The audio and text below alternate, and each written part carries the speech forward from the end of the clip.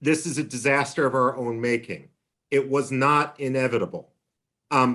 While Joe Biden will talk about how the United States has spent $2 trillion and we've lost thousands of people, over the last 5 years, we've lost fewer people in Afghanistan than people, I live in Bethesda, Maryland, than people who have been killed in automobile accidents in Bethesda, Maryland.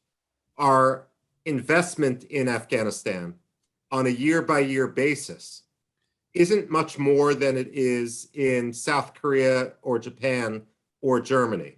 So in effect, while I will criticize the nation-building emphasis of the early years after 9/11, and I would argue that that was a mistake, what we had very much was just an amplifying presence of our troops, which formed the backbone and enabled the Afghan military to do what needed to be done to hold the Taliban at bay, and they had done so remarkably well.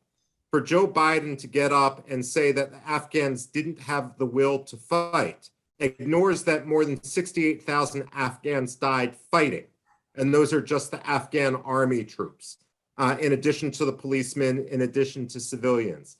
It ignores that we had trained the Afghan army to fight while we provided air cover, while we provided logistics, and while we provided intelligence, and we very much just pulled the carpet out from underneath the Afghans by cutting off those capabilities.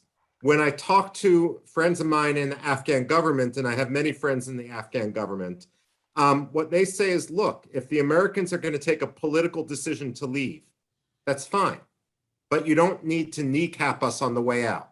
You could have just left.